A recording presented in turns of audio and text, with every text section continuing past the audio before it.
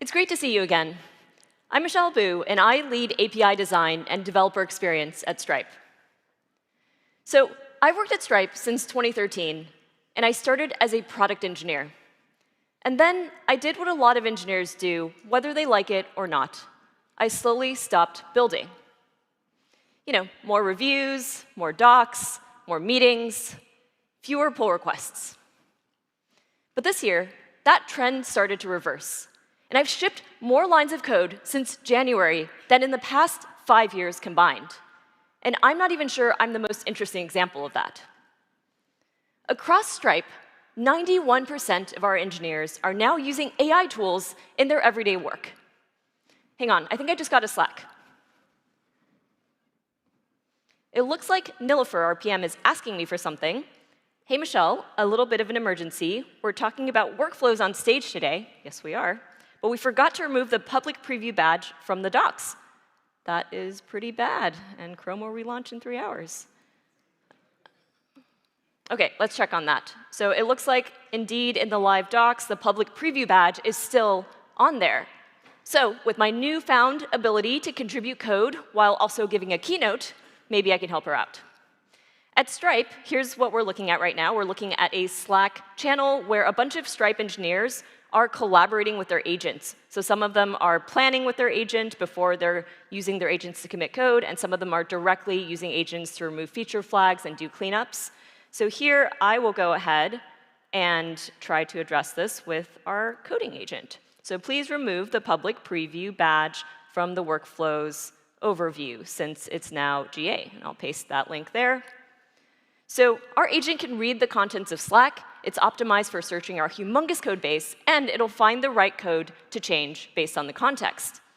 It looks like it cooked for a second. It analyzed the conversation to determine the repository and workspace, and now it is off. We'll check back on this later. The agent you just saw is called a minion. And minions now ship over 1,000 PRs to production every week. In all these cases, humans just have to review and approve. But beyond these one-shot PRs, in the month of March, over 57,000 PRs were created with the help of AI coding assistants, which is a 140% increase in just 3 months. And this change isn't only internal to Stripe. In 2025, agent traffic to Stripe's documentation 10x'd in a single year. We went from agents representing less than 5% of our doc's traffic to nearly 40%. And on this trajectory, agents will soon be reading more documentation than humans. These data points validate that we're experiencing a step function change in how development works. But despite all this innovation, there are still basics that we need to help our new agent friends with. Let me show you an example of an attempt at a Stripe integration from just a few weeks ago. Here, I'm trying to build a side business that takes upfront payments and start long-term engagements. But I also want to collect recurring subscription fees. This business is called VibeCheck. I'm going to use Claude Code to add payments to my site. Here, I've written a prompt describing my business model and asking it to set up invoices and subscriptions. Claude correctly recommends Stripe for payments, of course. But watch what happens as we actually dig into the agent's suggestions. Coding agents have improved rapidly, but they still make some common errors because they're often relying on outdated training data, and they don't know what they don't know. So when setting up subscriptions, the models suggest using the Plans API. That might sound reasonable, but I know that API was deprecated in 2019 because I was at Stripe then. The agent also didn't ask me any clarifying questions about my customer base or the way that my business operates, which is actually really, really important for selecting the right Stripe integration shape. Next, it asks me to plug in API keys to continue, but I haven't signed up for Stripe yet. I don't want to break this development flow, so I'll just ask the agent to keep going and get my API keys later. Claude starts writing code, and if we look at the code, we can see that it's getting the user's payment details with a card element. Many of my users are in the EU, where credit cards are not the only payment method, and card elements are focused on collecting card details, and so they don't support preferred local payment methods out of the box. that means my integration now has to manage payment method-specific UI and error handling, which adds a lot more complexity and vibe-coded code for me to maintain. And because I haven't provided an API key yet, card element hasn't actually been injected into the site, so it just looks like an empty rectangle. The code looks plausible and like it could work, but we can't actually test it end to end, so now I need to stop what I was doing entirely and go through Stripe's sign-up flow. Granted, that was still much faster than reading the docs and writing the integration myself. But without my prior Stripe knowledge, we would have ended up with a lot of problems that would have bitten us later. The developer experience that agent was relying on was built for humans. But now, for both Stripe and for the broader industry, agent experience is becoming a large part of the developer experience. And that's why we're empowering agents, this little blobby, non-deterministic thing, in 3 ways. First, we're making agents smarter by giving them context on Stripe's best practices. Second, we're making agents more capable with deterministic tools for building and interacting with Stripe's products. And finally, we're making agents trustworthy with guardrails that prevent them from going rogue. So let's take a closer look at each of these. First, making them smarter. When agents aren't guided, they default to what they've been trained on. And that's not necessarily what's right or what's best for your business. For example, last year, we released Elements with Checkout Sessions, which is a dramatically simpler way to build checkout that handles tax, pricing, and payments orchestration right out of the box. But because of outdated training data, probably some open source projects, some old Stripe docs, maybe a 5-year-old Reddit thread that recommends the card element, our data now shows that agents consistently default to recommending payment intents, which is recommending an unnecessarily complex integration architecture, even though we now have more modern solutions. So this means if you're a customer, you're starting off your Stripe journey on the wrong foundation. And when you consider this at a macro level, including the increased speed at which agents are able to write code and build, this outdated recommendation gets replicated across thousands of repos very quickly. The scale of this mistake has a much wider impact than it did just a couple of years ago. So to monitor agent performance and correctness, we created a Stripe integration benchmark. These benchmarks measure an agent's ability to complete common Stripe tasks in a realistic environment. And because the benchmark establishes a controlled baseline, we can experiment with how to improve the agent's performance. We've used the insights in our experimentation to make a number of enhancements, starting with our documentation. Our docs were designed to be easily scannable by the human eye. But now, they also have to be as lightweight as possible to fit into precious context space and to minimize token waste for all of you. So to address this constraint, we've made all of our documentation available as raw markdown. By appending .md to any URL, an agent gets all the content without headers, footers, and UI elements. Stripe's agent skills also load our expertise right into the agent's context window, which guides it to the right choices before it makes a single line of code. Another enhancement is to Stripe blueprints. Blueprints, like docs, were originally built for humans as a step-by-step way to build a Stripe integration. However, an agent doesn't use a mouse, and so they don't need a visual clicky guide. We've added a Copy for LLM button to our human blueprints, which copies a structured set of instructions. These instructions define the required objects, the recommended product settings, and the exact sequence of API calls to make, and any object state changes to monitor for. Also, your agent can build you a great integration. Because of our benchmarking and product enhancements, we've improved the context that the agents have at the tips of their blobby hands. Your experience with agents is now a lot smarter. Did you see his little glasses? But knowing the right answer isn't the same as being able to act on it. Today, most platforms don't actually give agents a way to do things. Your smarter agent can tell you what to do, but it can't do it for you. We're changing that, and we're making agents not just smarter, but also more capable. Let's see what happens when the agent doesn't just know Stripe, it can use Stripe. Nilofer is a PM on our agent experience team. why don't you come up and show us what the team has been working on? Let's pull up Claude again and use the same exact prompt as Michelle. Claude correctly recommends Stripe again, and now it's got our MCP tools helping it figure out our implementation. This time, Claude uses the MCP server's Stripe integration recommender tool alongside Stripe skills to know what to use and what to ask. As you can see, it now knows to ask, where are your customers located, to help provide a better integration recommendation. Also, it recommends just using checkout instead of card element, because checkout offers a much easier subscriptions integration. And because I let my agent know that my customers are located in the US and in the EU, Claude now recommends Stripe Tax. It explains that in the EU, digital subscriptions are taxable and require a VAT calculation. Stripe Tax can help me with that. I can see it's also provisioning a Stripe sandbox for me. The agent uses a new Stripe CLI command to create the sandbox without needing any Stripe credentials. This command also fetches the API keys and securely stores them for me. This way, I don't have to break my flow. OK, with the keys sorted, Claude starts looking at other Stripe skills. It indicates that it has everything it needs and asks to create the Stripe product via MCP. I'll go ahead and hit yes, and let's see it get implemented.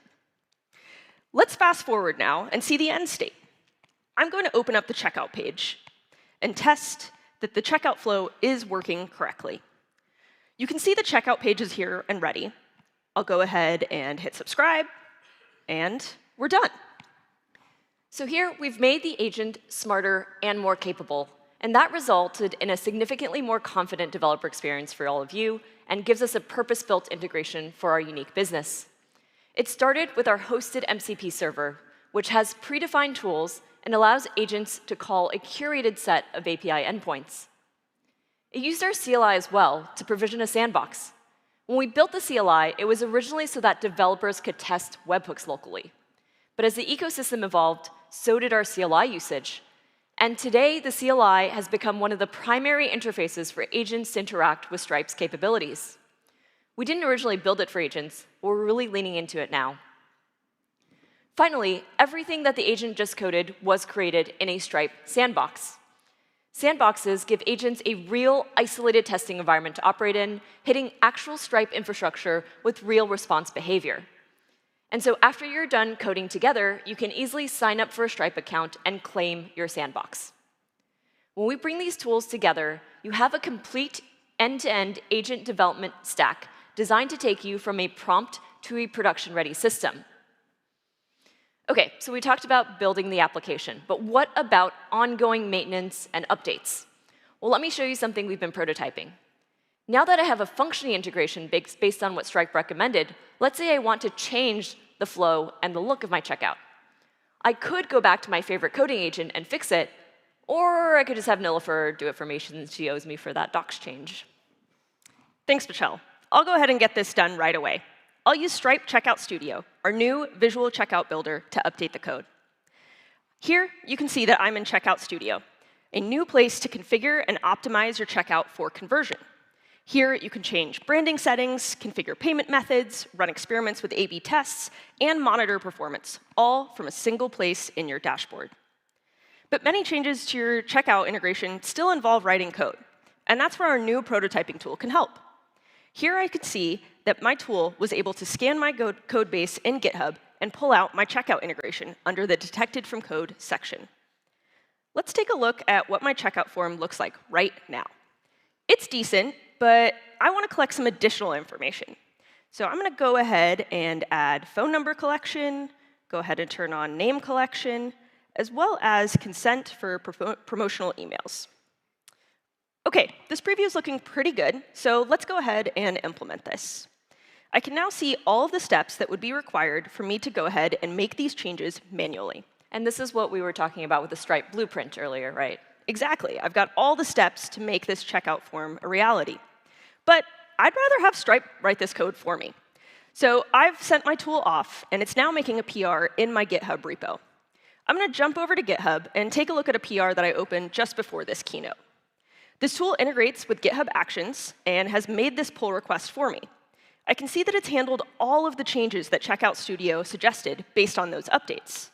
I feel good about this, so let's go ahead and merge. All right. Now, if I go back to my website and refresh, I can make sure all of these changes did actually take. All right, I'll go ahead and sign up for a subscription. And there's my new checkout form. I can see that I'm now collecting phone number, name collection, and email consent. I'm excited to see the potential of agents not just helping you build an integration, but also helping you maintain and update it.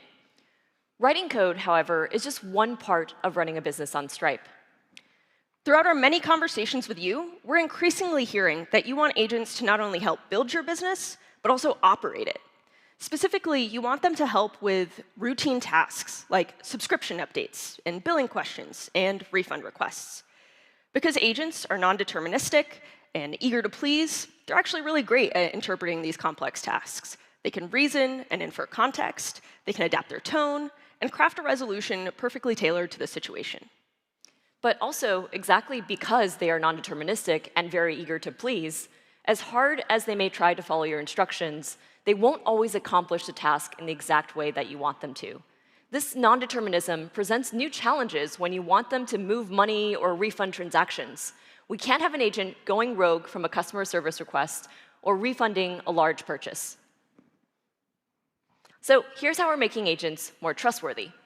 Let's take a look at some of the things we've shipped that help you better understand agent usage and set appropriate guardrails. First, you can now give your agent-tagged API keys, which lets you treat your agents as a new type of actor within your business with its own identity.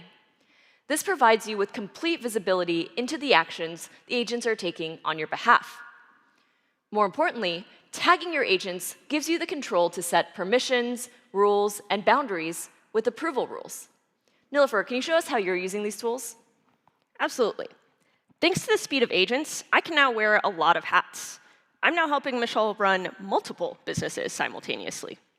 In addition to maintaining VibeCheck, I also lead operations at Hypernian, and we get a lot of support requests. Here are 2 emails that came in today requesting refunds. The first one is from Sarah Chen. She was signed up twice for her subscription and is requesting a refund of $50 for last month's subscription. In our second email, Marcus Rivera is requesting a $250 refund. He's a little unhappy with the service, and he wants his money back. Let me show you how we're handling this with agents. First, I've created an API key, and I can have it tagged here as an agent key. This gives you observability over agent actions and allows you to restrict the actions that this agent can take. I'm using this key in a customer service agent that I've built. Now, a quick reminder from our security team, you should never present the API key page when you're doing a demo in front of 1,000 folks. But the good news is I'm in a sandbox right now, so this is all OK. OK, next, under Settings, we've now introduced approvals. These are safe by default guardrails that protect your account. You can see different rules here for refunds, subscriptions, changes to my bank account, and more.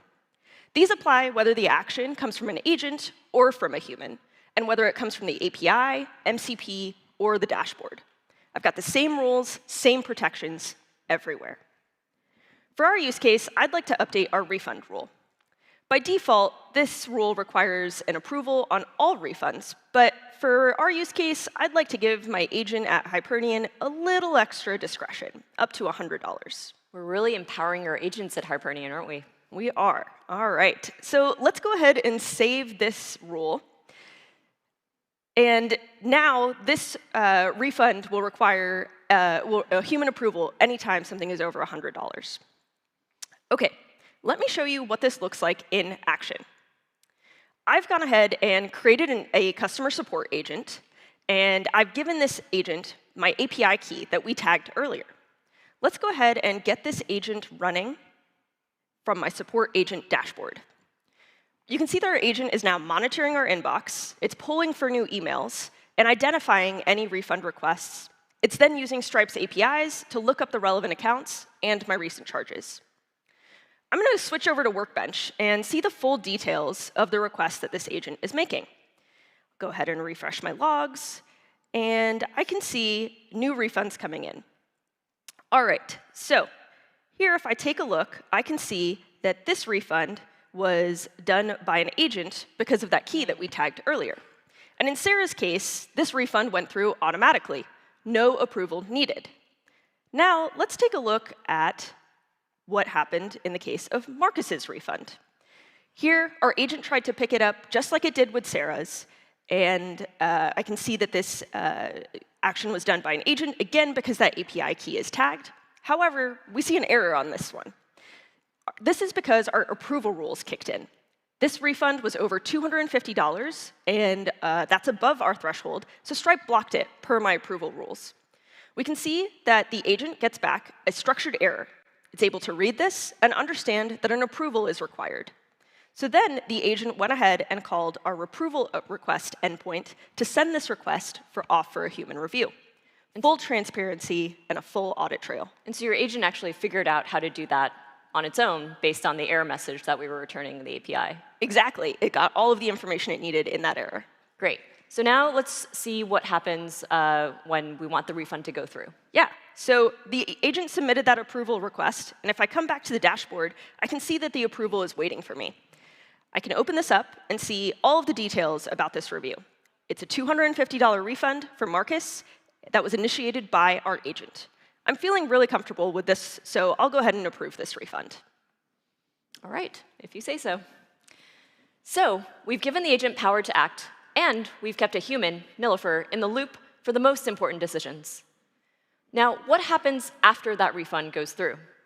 For example, the Hypernian sales team, which is also Nilofer, may also want to know about every refund. This kind of process is one that happens repeatedly and should run the exact same way every time. And with Stripe workflows, you can define a process once, and it runs the exact same way whether the refund came from an agent, a support rep, or your own backend. Until today, workflow actions, such as updating a customer object, have only been able to act within Stripe. But with the new custom actions feature in Workflow, you can now call out to popular applications, such as Slack. Let me show you how this works. So that refund that I initiated and approved in the dashboard creates a refund.created event. I've got a workflow here, and that event is the trigger for this workflow. Now, with workflow support for custom actions, I can configure notifications to all of the right people in the right places. If that workflow is less than $100, it's going to go ahead and notify the sales team on Slack with that refund amount and a link to the refund in the Stripe dashboard. Here, if I come over to Slack, I can see that that refund is here. For larger refunds, we'll want to pull the relevant customer details and tag the customer as needing a customer follow-up in our Stripe dashboard. And this workflow is going to run the same exact way tomorrow when a support rep processes something from the dashboard, or next month when your backend triggers one through the API. A single defined process every time. You also mentioned this customer follow-up object. I don't recognize as a Stripe object. That's right, Michelle. It's not a Stripe object because it's a custom object that I've defined on my own Stripe account. With custom objects, I can bring my business data and logic directly into Stripe. Let me show you the code and see how this works. So given we've seen so many refund requests lately, I want to make sure our customer success team follows up on these big refunds. The customer follow-up object that I've created includes a number of important parameters. I've got a reference to the Stripe customer who received the refund. I've got information about the refund amount and the reason for their refund. I have a status field, which is initially set to follow-up needed, and we'll move through these different statuses. And I've also got fields for who completed the follow-up with the customer and any notes that they may have. And tell me about this complete follow-up custom method here. So this is the custom logic that we've built on top of running this object. When our customer success team finishes their outreach, they can click a button in the dashboard, which calls this action, and it captures who completed this report and any notes that they may have, and moves the status to completed. Let's go back over to the dashboard, and I'll show you this in action. I can navigate to my customer follow-up dashboard. And this is all your custom objects in the Stripe dashboard. Exactly. I've built everything that I need customized to my use case here. And I can see that Marcus's refund is now in this set of data, marked as follow-up needed, because that refund was above $250. If I go ahead and click into Marcus's record, at the top of the page, I can see a button to complete the follow-up. After I've had this discussion with Marcus, I can click that, provide any notes from our discussion, and go ahead and confirm. And that's running the code that we just saw that you wrote. Exactly. All right, all done here. Amazing. So with custom objects, we were able to better model the entities that matter to our business by defining objects on Stripe. From the Stripe APIs, our custom SDKs, and the Stripe dashboard, you can create and access these custom records that power your processes. Let's just take a step back and look at what we just saw. We have an agent that autonomously handles customer support, reading email, looking up accounts, issuing refunds. It resolves Sarah's refund automatically, and approval guardrails kicked in when Marcus asked for more. Then, with Stripe workflows and custom objects, Hyperion's sales team was automatically notified after we approved the refund, and the customer success team was tasked with getting more customer feedback. This is how we're making agents more trustworthy at scale. Wait, I think that's just Nilofer wearing another hat. That's not Marcus, is it? OK, let's wrap. Everything we've shown you today. Hang on, Michelle. Did you actually finish that docs change I asked for earlier? Good call. Let's check back in. Remember that minion that I kicked off at the start of the keynote? Well, it looks like that minion run completed. And we can actually go and see the changes that it proposes. And it looks like on the workflow overview doc, it has removed the public preview availability field. And so that should be GA after we deploy this. Amazing.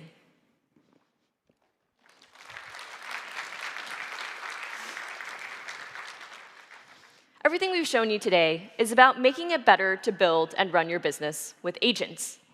We're teaching agents Stripe best practices, so you can start with the right technical foundation. We're building deterministic tools, so you can work with more capable agents. And we're putting guardrails in place, so you stay in control while moving at a speed that just wasn't possible before. We've been obsessing over developer experience for 15 years. Agent experience is just the next chapter. And so we're focused on supporting the way you work today and the way that you'll work in the future. I'm going to go get that PR merch for you all. Thank you.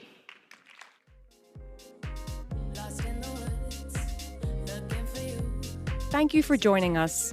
To see what's next, please check the Sessions mobile app.